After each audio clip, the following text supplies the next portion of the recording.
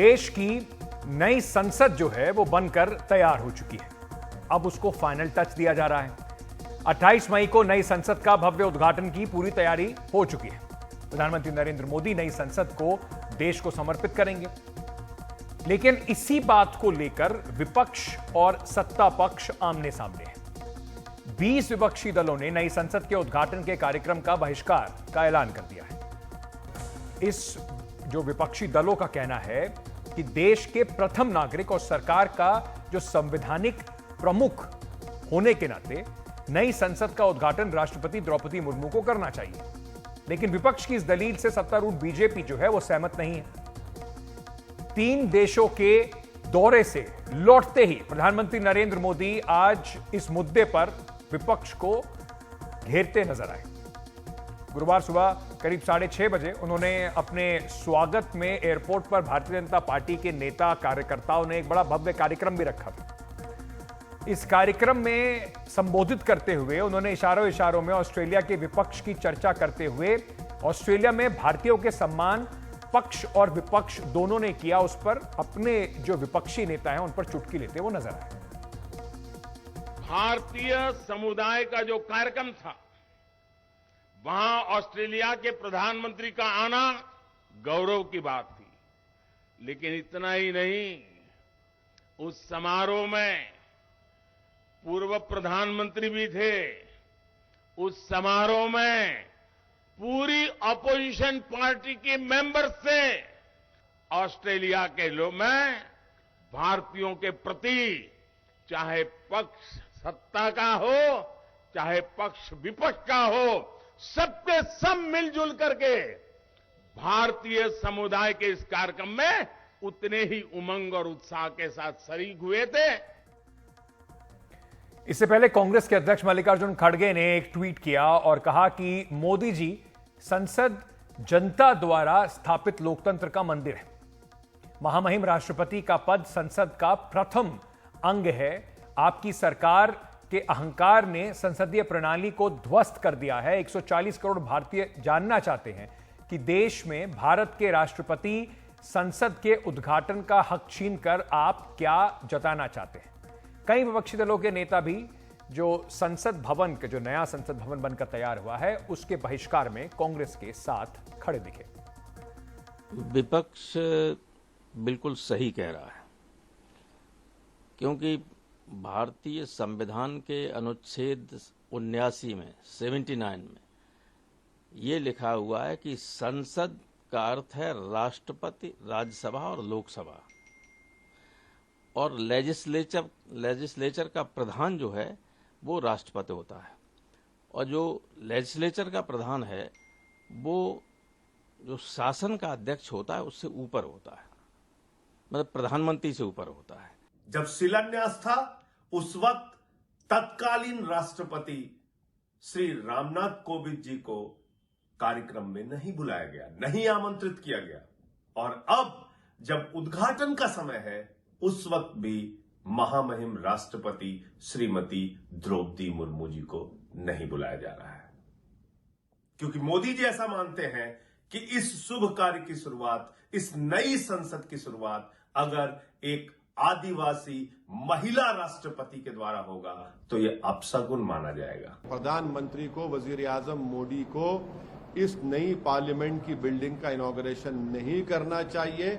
Speaker custodian है लोकसभा का और स्पीकर को करना चाहिए। हम देश के वजीर आजम से, प्रधानमंत्री से ये डिमांड करते हैं कि आप पीछे हट जाइए। आपका तो नाम आ जाएगा फाउंडेशन स्टोन में। इनॉग्रेशन स्पीकर ओम बिरला साहब करने दीजिए। अब इस पर बीजेपी का क्या तर्क है, दलील क्या है, जवाब क्या है, वो भी बताते हैं। भारतीय जनता पार्टी की दलील यह है कि राजनीति के लिए मोदी विरोध के नाम पर इस भव्य कार्यक्रम का बहिष्कार ठीक नहीं है। बीजेपी का कहना है कि लोकसभा के स्पीकर संसद के संरक्षक हैं और उन्होंने प्रधानमंत्री को संसद की नई इमारत के उद्घाटन का न्योता दिया है। बीजेपी विपक्षी दलों को इसी तरह के कुछ पुराने मौके भी याद दिला रही है, जैसे पूर्व प्रधानमंत्री इंदिरा गांधी ने 1975 में संसद भवन की एनेक्सी का उद्घाटन किया था। पूर्व प्रधानमंत्री राजीव गांधी ने 1987 में संसद की लाइब्रेरी भवन जो है उसकी आधारशिला रखी थी। पूर्व प्रधानमंत्री मनमोहन सिंह और तत्कालीन कांग्रेस अध्यक्ष सोनिया गांधी ने 2011 में मणिपुर के विधानसभा भवन का उद्घाटन किया था। पूर्व प्रधानमंत्री मनमोहन सिंह और सोनिया गांधी ने तमिलनाडु के विधान भवन का भी उद्घाटन किया था और नीतीश कुमार ने बिहार के सेंट्रल हॉल का उद्घाटन किया था। अब बीजेपी पूछ रही है कि क्या इन मामलों में राष्ट्रपति और राज्यपालों का अपमान नहीं हो रहा था। बीजेपी इसी के आधार पर कांग्रेस को पाखंड का आरोप लगाती नजर आ रही है। खास बात यह भी है कि बीजेपी ने इस मामले में एनडीए के सभी दलों के अलावा गैर एनडीए के दलों का भी समर्थन उन्हें मिल रहा है। आज ही बीएसपी अध्यक्ष मायावती ने नई संसद के उद्घाटन का स्वागत किया। उन्होंने ट्वीट करके कहा कि केंद्र में पहले चाहे कांग्रेस की सरकार रही हो या वर्तमान बीजेपी की, बीएसपी देश और जनहित के मुद्दों पर हमेशा दलगत राजनीति के ऊपर उठकर उनका समर्थन करती आई है। अब ये बात उन्होंने कही। कुछ 7 गैर एनडीए दल हैं इस मामले में बीजेपी के साथ नजर आ रहे हैं। तो अब एनडीए और उसके साथ के दल मिलाकर 25 दल ऐसे हैं जो अभी उद्घाटन जब होगा तो वहां पर नजर आएंगे, जबकि 20 विपक्षी दल इसके विरोध में खड़े हुए आ रहे हैं। तो एक नजर डालते हैं उन गैर एनडीए दलों पर जो सरकार के समर्थन में एक बार फिर खड़े हुए। बीजेडी, नवीन पटनायक साहब की जो पार्टी है वो भी इसमें आएगी। वाईएसआर कांग्रेस, आंध्र प्रदेश के मुख्यमंत्री जगनमोहन रेड्डी जो हैं उनकी जो पार्टी है वो भी। अकाली दल पहले एनडीए में थे, अब बाहर हैं, लेकिन इस मुद्दे पर उनके साथ हैं। BSP, Lok Janshakti Party Paswan, JDS, TDP. इसके अलावा एनडीए के जो 18 दल हैं जिसमें BJP, Shiv Sena Shinde, National People's Party, National Democratic Progressive Party, Sikkim Krantikari Morcha, जननायक पार्टी, इनके साथ साथ तमाम जो बाकी पार्टियां इनके साथ हैं वो सब बीजेपी के साथ खड़ी नजर इसमें आएंगी। वहीं जो 20 विपक्षी दल हैं जो विरोध में इकट्ठे खड़े हुए हैं उनके बारे में भी आपको बता देते हैं। कांग्रेस सबसे आगे है, इसके साथ साथ Trinamool Congress, Bodo People's Party, PMK, NCP जो है वो भी साथ में खड़ी दिखाई पड़ेगी।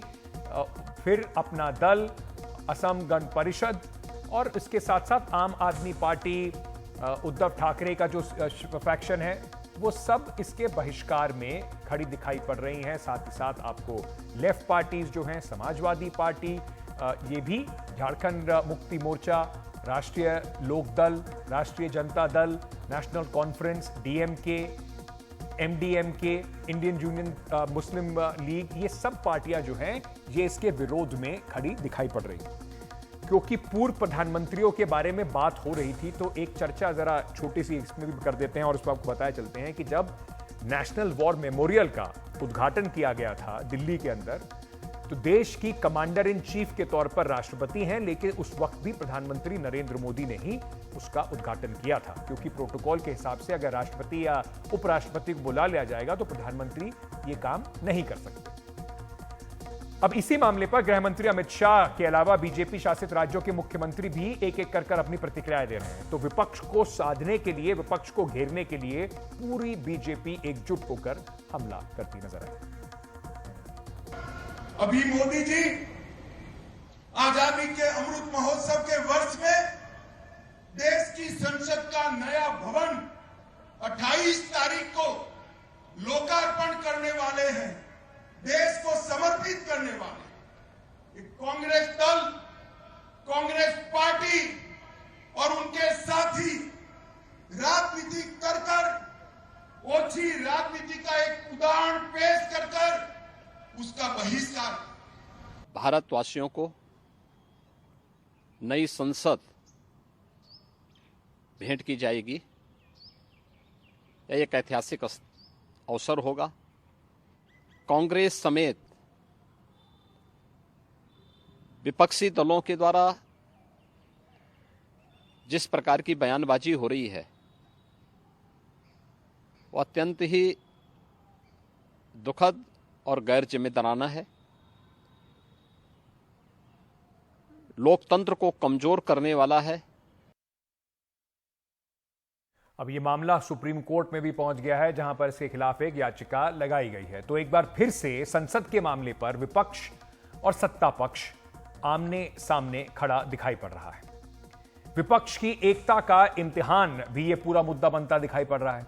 अब देखना होगा कि अगले आम चुनाव में पहले विपक्षी एकता को आगे बढ़ाने में यह कितना कारगर साबित होता है, क्योंकि कहीं ना कहीं जिस तरीके से अब दोनों पार्टियां, चाहे सत्ता पक्ष हो या विपक्ष हो, वो आमने सामने खड़ा दिख रहा है। ये 2024 के चुनाव की आहट होती भी नजर आ रही है, उसकी रूपरेखा भी बनती नजर आ रही है। लेकिन एक बात बिल्कुल स्पष्ट है, देश का संसद जो है वो देश का गौरव होगा। तो उम्मीद शायद ये भी कर सकते हैं कि प्रधानमंत्री शायद अपनी तरफ से कुछ पहल करके इस गतिरोध को तोड़ने की कोशिश जरूर करें, कम से कम उन्हें करना जरूर चाहिए।